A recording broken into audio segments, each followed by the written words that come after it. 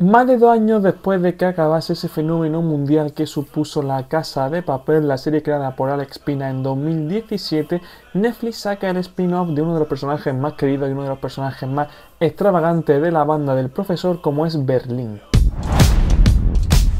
Una serie que lleva el mismo nombre que el personaje y que se compone de 8 capítulos que se estrenan el próximo 20 de diciembre en la plataforma y que desde Mundo Cine ya hemos tenido el gusto de poder ver. Y la pregunta es, ¿qué nos vamos a encontrar en este nuevo spin-off original de Netflix? ¿Va a estar a la altura de la serie original de La Casa de Papel? Pues quédate que en esta videocrítica te cuento qué me ha parecido a mí, Mario Hernández, Berlín. Lo vamos a pasar teta.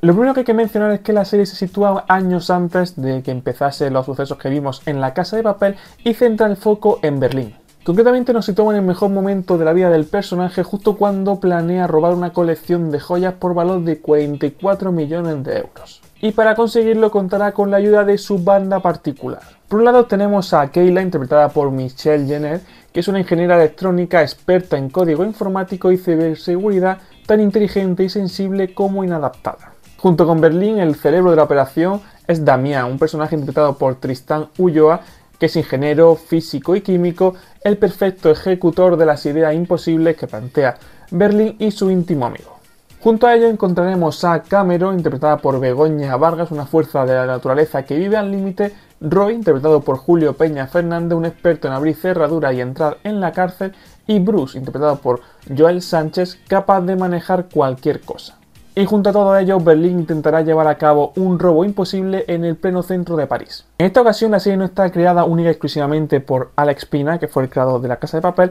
sino que la acompaña en esta faceta Esther Martínez Lobato. Y sin duda alguna, el mayor éxito de los creadores es mantener esa esencia que tenía La Casa de Papel, pero aportándole un toque distinto, un toque distintivo, característico en este caso de Berlín. Y es que si en algo se caracterizaba el personaje de Berlín era ese romanticismo empedernido que llevaba dentro, ¿no? Ese afán por amar a otras personas, amar a otra gente, que se vio ya latente en diferentes puntos, en diferentes momentos de La Casa de Papel. Y no solo lo hace centrado en el personaje de Berlín, sino que todo y cada uno de los miembros de la banda tienen cierto contacto o cierta relación con el romance, ¿no? Con el mundo del amorío, y tienen pues sus pequeñas subtramas enfocadas en expandir precisamente ese apartado. Una subtrama muy bien balanceada, una subtrama muy bien incorporada a lo largo del metraje, dándole el tiempo necesario a mantener la tensión y la intriga necesaria, ¿no? Para engancharte con lo que estamos viendo, engancharte con el robo que planean realizar, pero sin dejar a un lado este apartado, ¿no? Romántico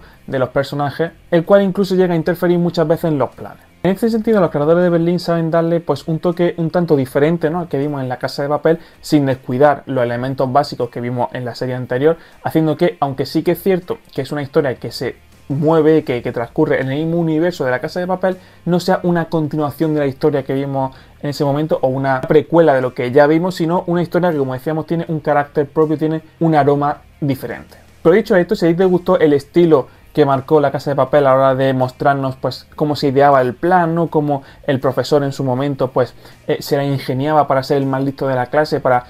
ir un paso siempre delante de la policía, de los investigadores. Eso lo va a encontrar aquí. Berlín actúa como el profesor, ¿no? De este spin-off. Sigue siendo el más listo de la clase, sigue siendo el más listo de la sala, sabe ir por delante de todos y cada uno, no solo de los policías o los investigadores, sino de los propios compañeros que forman su banda. Y la verdad que en ese sentido, si a ti te gustó en su momento La Casa de Papel, si a ti te enganchó esa forma que tenía de narrarlo, en ese caso el robo, Berlín te va a encantar. Berlín es una serie que sabe coger, ¿no? Esos factores que hicieron grande en su momento a La Casa de Papel, ese dinamismo visual, esa consecución frenética de planos, esas escenas de acción muy bien dirigidas, muy bien coreografiadas, el hecho de que en la banda haya un poquito de todo, que todos los personajes luzcan con luz propia en un momento determinado, que tengan su importancia, su relevancia dentro de la serie, dentro de la trama, y le añade algo que sí que hemos mencionado antes, pero que en La Casa de Papel sí que es cierto que a lo mejor se pudo entrever un poquito, pero no estaba tan marcado como en este caso, y es el romance. Es una serie que sabe introducir muy bien en la trama momentos propios de una rom-com, ¿no? De una comedia romántica, y que realmente son esos momentos, son esas situaciones en las que encontramos los personajes, la que los creadores de Berlín utilizan para que tú como espectador empatices no solo con la historia que están contando, sino con los personajes, y que realmente llegas a comprenderlos, llegas a conocerlos como personas y no solo como pues miembros de una banda. Fijaros si el romance o la concepción del amor, ¿no?, que tiene cada personaje o cada integrante de la banda es importante para la historia, que en muchas ocasiones da la sensación de que el verdadero enemigo de la banda, el verdadero enemigo del plan de Berlín no es la policía francesa, no es la Interpol, la policía europea que va tras ellos, sino ellos mismos, sus propios fantasmas del pasado, las propias decisiones que ellos toman en torno a las situaciones que decíamos antes, ¿no?, que explotan un poco el lado más personal, el lado un poco más íntimo de cada individuo, haciendo que en muchas ocasiones tengamos que situarnos, o los personajes tengan que situarse entre seguir el plan o seguir su corazón. Algo que está claro que es la esencia del personaje de Berlín. En cuanto a las interpretaciones, hay que reconocer que el elenco general está muy pero que muy bien, pero sobre todo hay una figura, aparte de Tristán Ulloa como Damián, que la verdad que es la gran sorpresa de la serie. Hay una figura que hay que resaltar con respecto al resto, y es la de Pedro Alonso como Berlín. Y es que ya en La Casa de Papel nos demostró que entendía a la perfección el personaje, era capaz de captar ese carisma propio que tenía el personaje, atrayendo las vistas de todos, llenando la pantalla cada vez que aparece, y hay que reconocer que el papel protagonista en una serie, en este caso en Berlín, le sienta muy pero que muy bien. Además, y como conexión, ¿no?, como punto de unión con lo que vimos en su momento en La Casa de Papel, fuera ya de pues este aspecto narrativo, ¿no?, la historia, cómo nos cuentan lo que vemos, que como decíamos antes, la serie era capaz, ¿no?, de mostrar nuestra tensión tan bien construida a base de la puesta en escena, la música, el montaje, que ya vimos en su momento en La Casa de Papel, y que en Berlín te sigue generando esa sensación de estar al borde del sofá pensando es que en cualquier momento los pueden pillar. Fuera de eso, fuera de los estilismos, fuera de los elementos cinematográficos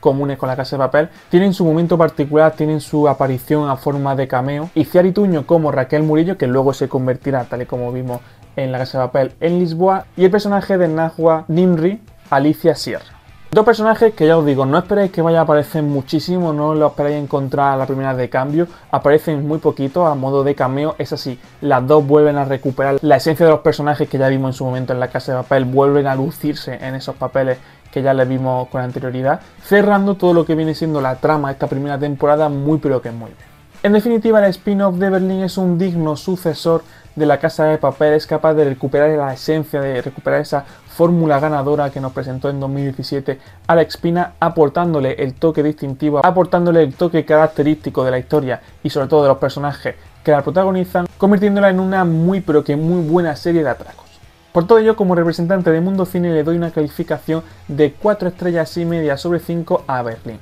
Porque así es el talento español. Testigo. Déjame en comentarios si tú en su momento viste en La Casa de Papel qué te pareció el personaje de Berlín, si tienes ganas de que llegue el 20 de diciembre para poder ver una historia protagonizada por el personaje en Netflix, y no te olvides suscribirte para más contenido de cine y series.